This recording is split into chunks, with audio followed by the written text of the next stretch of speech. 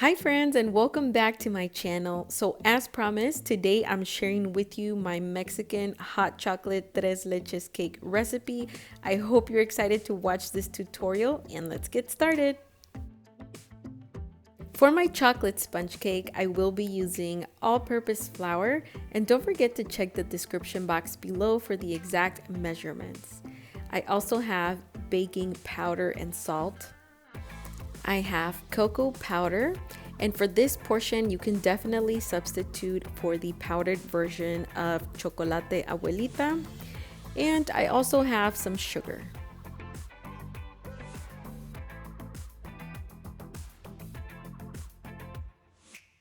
For my wet ingredients, I went ahead and separated my eggs, and here are the egg yolks, and I also went ahead and placed the egg whites in a separate bowl. We're also going to need whole milk and some instant coffee. For this specific recipe, we are starting with our 3 milks first because we need them to cool down before adding them to our cake.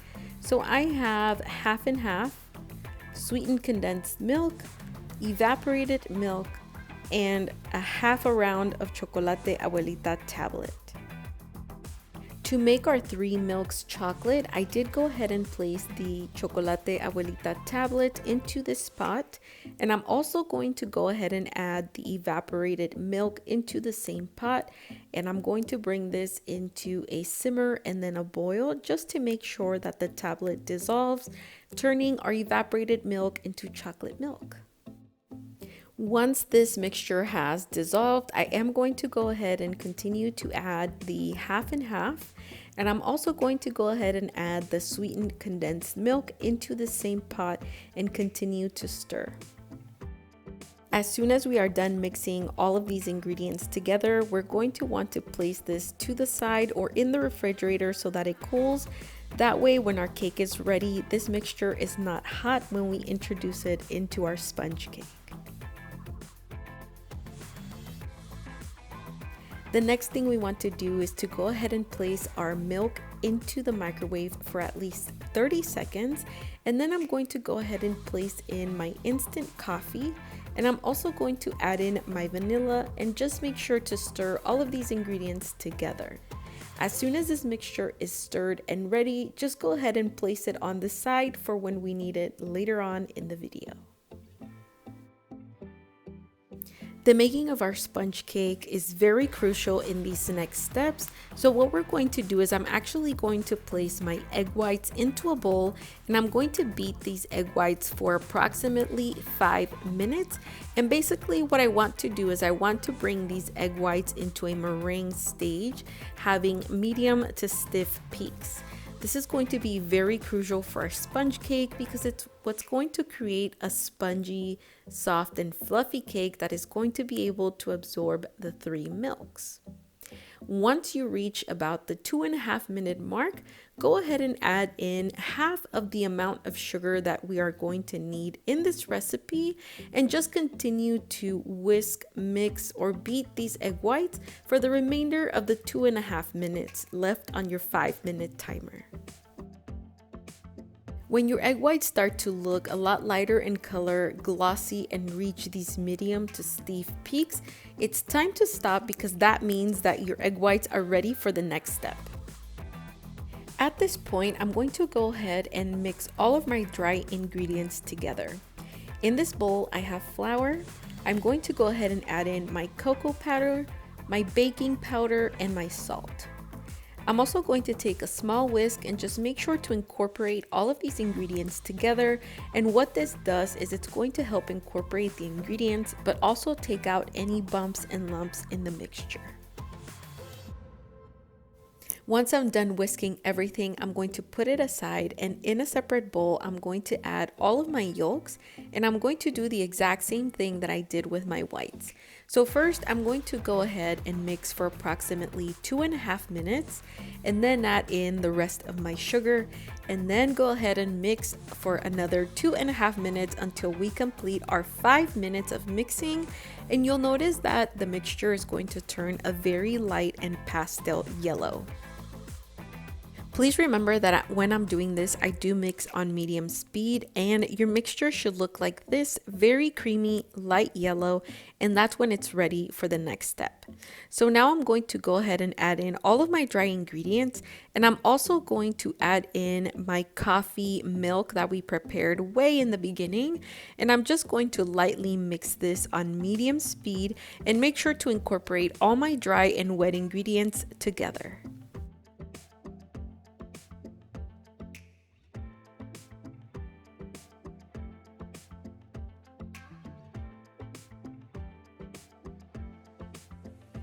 Once all of our mixture is mixed and you can no longer see any of the dry ingredients, we're going to go ahead and add in the egg whites that we made in the beginning. So for this step, I'm going to just use a spatula. I'm not going to use my mixer.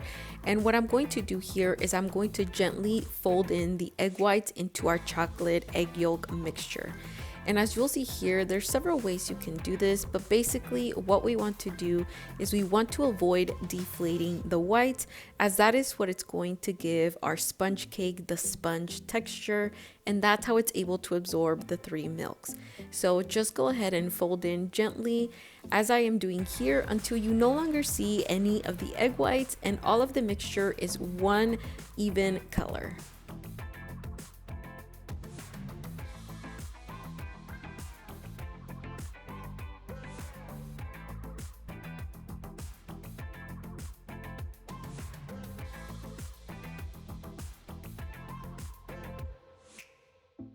I went ahead and prepared a disposable 9 by 13 inch pan, but you can definitely use a glass or aluminum pan at home.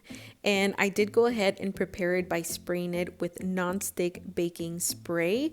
Also, I do want to mention that once we are done, usually to take out any of the bubbles, we hit the pan a little bit on the table. For this case, the only thing that you're going to see me do is pick up my pan and just slightly wiggle it to make sure all of it is even. Try not to tap it because we want the bubbles in there, because remember, this is a sponge cake. Now let's jump back to the chocolate milk that we prepared in the beginning. So we did want this milk to cool because when we wanted to add it to our cake, we don't want it to be hot. So I'm just going to go ahead and finish the 3 milks by adding in the rest of my ingredients, which is half and half. And I'm also going to go ahead and add in my sweetened condensed milk. And I'm simply going to whisk all of these 3 milks until all of them incorporate with a whisk, and then I'm going to set it aside. So as my cake finished baking, I did leave it into the baking pan for about 10 minutes, but then I immediately want to remove it because what we want to do is we want to place it into a cooling rack because we don't want the bottom to get squishy. I know it's weird because it's going to get squishy because of the 3 milks, but basically we don't want it to get muddy and too squishy down there. So we want our cake to be completely cool, and then we're just going to let it rest here until it cools down. As a side note, I did leave my cake to cool for approximately 30 to 40 minutes. When my cake cooled, I did go ahead and place it back into the same pan, but I basically just cleaned the bottom of the pan. And what we're going to do here is I'm going to take a long skewer, but you can also use a toothpick, you can use a knife, or you can even use a fork to create tiny little holes so that our milk is able to be absorbed into this cake.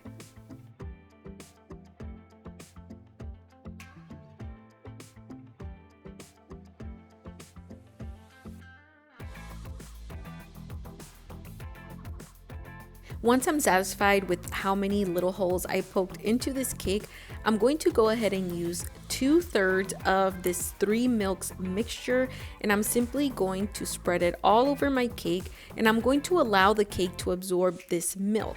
The reason why we're wanting to add in 2/3 of the milk first is because we're going to want to place this into the refrigerator for approximately 2 to 3 hours, preferably overnight, so that your cake is able to absorb all of this milk, which is the 2/3 amount. And then what you'll notice is that your cake is going to a little bit double in size, or if it doesn't double, it's going to just get a little bit chubbier because it's going to absorb the milk. And what we want is that reserve that we are leaving, that 1/3 of mixture, we're going to add in the next day or after the 2 to 3 hours so that your cake is able to be moist and so that you can taste the milk throughout the entire cake. I did leave my cake overnight and here's exactly how it looks. It has absorbed all of the milks and it's ready to receive the remainder 1/3 of the milks that we reserved.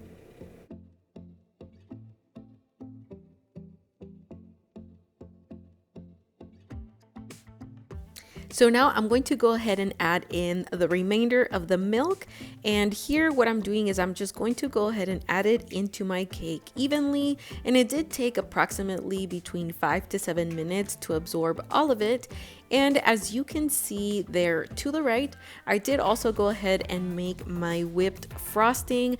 I did decide to make this a different video because my frosting did not come out as I wanted it to. So I want to show you the mistakes that I made and how you can potentially fix them at home. So that recipe will be in a different video. Also, as you saw there, in case you are having trouble with your cake absorbing all the milk, you can take a skewer or a toothpick and simply poke the places where there is too much liquid and they will slowly start to absorb it into the cake. I do also want to let you know that my frosting is a cream cheese whipped cream based frosting. I will share this with you, just not today. And basically what I'm doing here is I'm just going to take all of my frosting and I'm going to just smooth it throughout the entire parts of my cake. Also, as a side note, I do want to say that I love the container that I baked it in because, as you saw, it's the same container where we baked our cake, where we gave it our milk bath, and where we are going to decorate and serve our cake.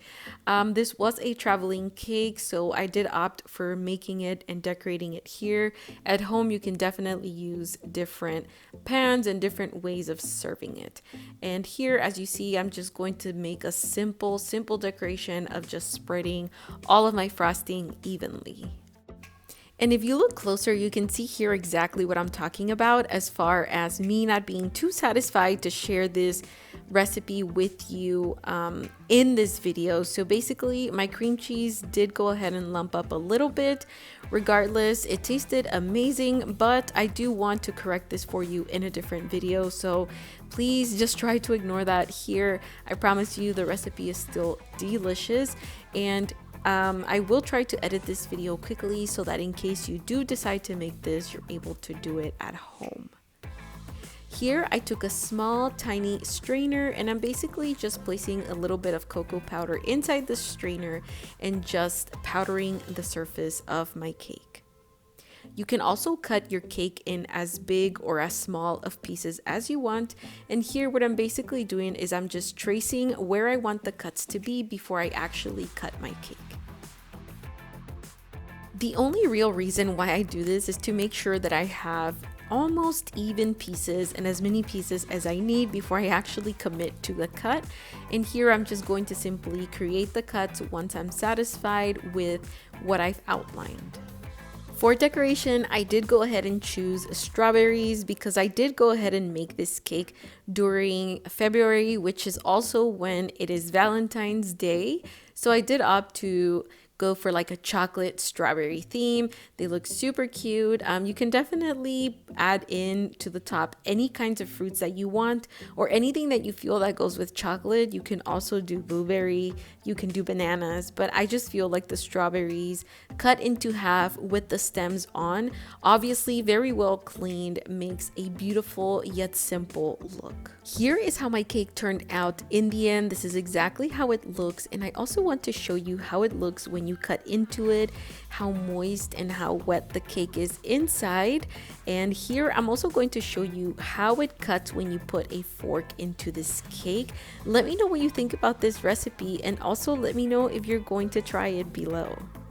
I can't even begin to explain how yummy this cake was. The topping was really amazing, and basically the tanginess of the cream cheese gave it all the balance that it needed. It's not too sweet and it's not too tangy with the cream cheese.